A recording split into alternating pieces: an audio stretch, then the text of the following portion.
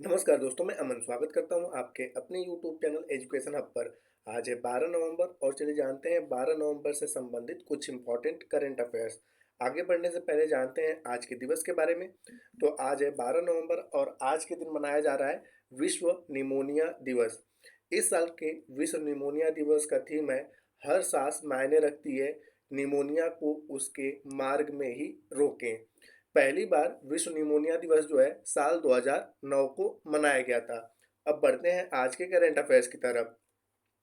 तो आज का पहला अपडेट है कि education world India school ranking award 2024-25 किसने जीता। ऑप्शन है आपका कि अनिल प्रधान या कुणाल दलाल या दिल्ली गणेश या हरिंदर सिंह सोढ़ी। तो education world India school ranking award 2024-25 जो है वह कुणाल दलाल ने जीता है। तो सही आंसर होता है बी। यहाँ पे अन्य ऑप्शंस के बारे में अगर चर्चा करें तो अभी हाल ही में तीसरा रोहिणी नैयर पुरस्कार जो है वह अनिल प्रधान को दिया गया है। दिल्ली गणेश की बात किया जाए तो यह तमिल अभिनेता है जिनका कि अभी हाल ही में 80 वर्ष की उम्र में निधन हुआ है। और हरिंदर सिंह सोढ़ी जो है यह भारत के प्रसिद्ध पोलो खिलाड़ी थे और इनका अभी हाल ही में निधन हुआ है जिसके कारण यह चर्चे में थे।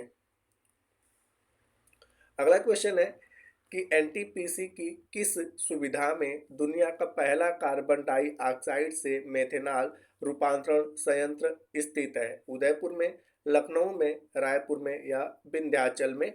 तो यहाँ पर सही आंसर होता है कि एनटीपीसी की विंध्याचल सुविधा में कार्बन डाइऑक्साइड से मेथेनॉल रूपांतरण संयंत्र स्थित है। तो सही आंसर होता है डी। और यह विंध्याचल उत्तर प्रदेश के मिर्जापुर जिले में स्थित है। अब यहाँ पे जानते हैं कि अभी हाल ही में एनटीपीसी ने अपना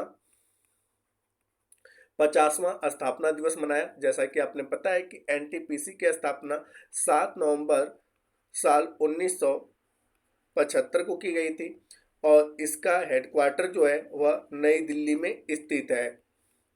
वर्तमान समय में एनटीपीसी के अध्यक्ष और एमडी जो है गुरदीप सिंह है।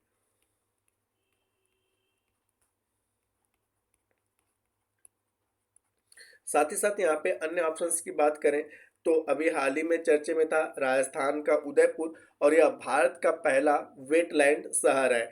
तो भारत का पहला वेटलैंड शहर जो है राजस्थान का उदयपुर है। लखनऊ की बात करें तो भारत का पहला एआईसीटी जो है स्थापित किया जाएगा लखनऊ में। और रायपुर की बात किया जाए तो अभी हाल ही में 83वें भारतीय सड़क कांग्रेस का वार्षिक अधिवेशन जो है वह रायपुर में हुआ है। अगला क्वेश्चन है कि हुरून इंडिया परोपकार सूची 2024 में श्रेष्ठ स्थान किसने हासिल किया। मुकेश अंबानी ने या बजाज परिवार ने या शिव नादर ने या कृष्णा चिवुकुला के द्वारा। तो यहाँ पर होता है कि हुरून इंडिया परोपकार सूची 2024 में श्रेष्ठ स्थान जो है वह शिव नादर के द्वारा हासिल किया गया है। इन्होंने साल 2024 में कुल 2153 करोड़ रुपए दान करके पहले स्थान हासिल किए और वहीं पर 407 करोड़ रुपए दान करके दूसरा स्थान मुकेश अंबानी को मिला और साथ ही साथ 352 करोड़ रुपए दान करके तीसरा स्थान बजाज परिवार को मिला है और यहाँ पर 228 करोड़ रुपए दान करके चौथा स्थान कृष्णा चिवुकुला को मिला है। तो यहाँ पूछा गया है कि हुरून इंडिया परोपकार सूची 2024 में श्रेष्ठ स्थान किसने हासिल किया। तो सही आंसर होता है शिवनादर। क्यों इन्होंने सामाजिक कार्य के लिए लोगों को 2153 करोड़ रुपए दान किए हैं जिसके कारण हुरून इंडिया परोपकार सूची में यह पहला स्थान प्राप्त करते हैं। अगला प्रश्न है कि किस देश ने नवंबर 2024 में लकड़ी की अंतरिक्ष ग्रेड सामग्री के रूप में व्यवहार्यता का परीक्षण करने के लिए दुनिया का पहला लकड़ी का उपग्रह लिग्नोसैट अंतरिक्ष में लॉन्च किया है। न्यूजीलैंड, जापान, भूटान या फ्रांस। तो अभी हाल ही में जापान ने पहला लकड़ी का उपग्रह छोड़कर यह कारनामा अपने नाम किया है। तो सही आंसर होता है बी कि अंतरिक्ष में लकड़ी का उपग्रह छोड़ने वाला पहला देश बन गया है जापान। साथ ही साथ यहाँ पर अन्य ऑप्शंस की बात करें तो अभी हाल ही में चर्चा में था न्यूजीलैंड, और यह प्लास्टिक उत्पाद बैग पर प्रतिबंध लगाने वाला दुनिया का पहला देश बना है। यानी कि प्लास्टिक के जितने भी उत्पाद से बैग बनेंगे, अब वह किसी भी प्रकार के प्लास्टिक से संबंधित बैग न्यूजीलैंड में नहीं बन सकते हैं। भूटान की बात करें तो सभी प्रकार के आवारा कुत्तों को नसबंदी करने वाला दुनिया का पहला देश भूटान बना है। और फ्रांस जो है कि भारत का यूपीआई स्वीकार करने वाला यह पहला यूरोपीय देश बना है। अगला प्रश्न है कि भारत औपचारिक रूप से किस वर्ष ओलंपिक के मेजबानी के लिए बोली लगाए है? 2036, 2040, 2028 या 2032? तो भारत ने साल 2036 के लिए औपचारिक रूप से ओलंपिक में दोनों ओलंपिक और पैरा ओलंपिक दोनों के मेजबानी के लिए बोली लगाया है। तो यहाँ पर सही आंसर होता है ए। साथ ही साथ अन्य ऑप्शंस के बारे में बात करें तो अभी हाल ही में इसरो के चीफ जो है कि एस सोमनाथ ने यह घोषणा किया है कि साल 2040 तक भारत मानव मिशन चंद्रमा पर भेजेगा। साथ ही साथ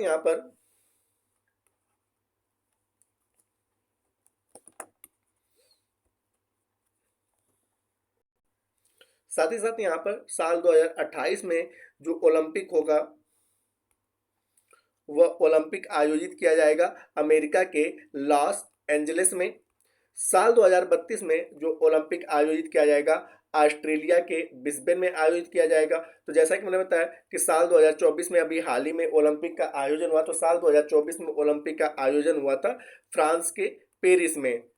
2024 के बाद अगला जो ओलंपिक होगा साल 2028 में होगा, यह अमेरिका में होगा, अमेरिका के लॉस एंजलिस में। उसके बाद 2032 में जो ओलंपिक होगा वह ऑस्ट्रेलिया के ब्रिस्बेन में होगा। और 2036 के लिए भारत अपनी दावेदारी पेश किया है कि ओलंपिक 2036 में भारत में किया जाए। और यहाँ पर इस ऑप्शन के बारे में मैंने बताया कि इसरो चीफ के एस सोमनाथ ने घोषणा करा है कि साल 2040 तक भारत चंद्रमा पर मानव मिशन भेजेगा। तो दोस्तों ये थे आज के कुछ करंट अफेयर्स। अब जानते हैं कुछ ऑनलाइनर करंट अफेयर्स के बारे में। तो अभी हाल ही में भारत ने कुछ अपने लक्ष्य निर्धारित किए हैं, उन लक्ष्यों के बारे में चर्चा करते हैं। तो भारत 1 ट्रिलियन अर्थव्यवस्था बनने का लक्ष्य 2025 तक निर्धारित किया है। और भारत ट्रेनों में वेटिंग टिकट को समाप्त करने का लक्ष्य जो है साल 2027 तक रखा है। और भारत विश्व की तीसरी सबसे बड़ी अर्थव्यवस्था बनने का लक्ष्य जो है वह साल 2030 तक रखा है। भारत मलेरिया से उन्मूलन का लक्ष्य जो है 2030 तक रखा है। और HIV एड्स से भी उन्मूलन का लक्ष्य जो है वह 2030 तक रखा है। भारत एक विकसित राष्ट्र बनने का लक्ष्य जो है साल 2047 तक रखा है। और आत्मनिर्भर भारत बनने का भी लक्ष्य जो है भारत साल 2047 तक रखा है। शून्य कार्बन उत्सर्जन का लक्ष्य 2070 है। और नेट जीरो उत्सर्जन का लक्ष्य भी साल 2070 है।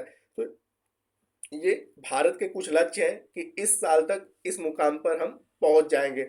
साथ ही साथ अभी हाल ही में चर्चा में था एशियाई विकास बैंक, क्योंकि एशियाई विकास बैंक ने उत्तराखंड में पेयजल को बेहतर आपूर्ति के लिए $200 मिलियन का ऋण समझौते पर हस्ताक्षर किया है। और अभी हाल ही में सामाजिक आर्थिक परिवर्तन संस्थान में बेंगलुरु की पहली डिजिटल जनसंख्या घड़ी का उद्घाटन हुआ। इजराइल शोधकर्ताओं ने एक ऐसा सॉफ्टवेयर विकसित किया है जो कंप्यूटर को सीधे मेमोरी में डाटा प्रोसेस करने में सक्षम बनाता है। और पीवी सिंधु बैडमिंटन केंद्र की आधारशिला जो है वह आंध्र प्रदेश के विशाखापट्टनम में रखी गई है। तो दोस्तों ये थे आज के करंट अफेयर्स के अपडेट्स। अब समय पिछले सेशन में पूछे गए प्रश्न का उत्तर देने का। तो पिछले सेशन में आपसे पूछा गया था कि हेनले पासपोर्ट इंडेक्स 2024 में भारत का स्थान क्या रहा, तो जिसका सही उत्तर था 83। जिन्होंने भी सही उत्तर दिया उनके लिए बधाई। अब समय आज के प्रश्न का। तो आज का प्रश्न है कि भारत ने शून्य कार्बन उत्सर्जन का लक्ष्य किस वर्ष तक रखा है? 2025, 2027, 2070 या 2047? तो आप इसका आंसर हमें कमेंट बॉक्स में दे सकते हैं। आपके कमेंट का हमें इंतजार रहेगा। तो दोस्तों वीडियो पसंद आए तो वीडियो को लाइक करें, कमेंट करें तथा अपने दोस्तों के साथ शेयर करें। और चैनल नए तो चैनल को सब्सक्राइब अवश्य करें। तथा इस पीडीएफ के लिए आप हमारे टेलीग्राम से जुड़ सकते हैं, जिसका लिंक वीडियो के डिस्क्रिप्शन में दिया हुआ है। तो वीडियो के अंत तक बने रहने के लिए धन्यवाद। मिलते हैं जल्दी नेक्स्ट वीडियो में।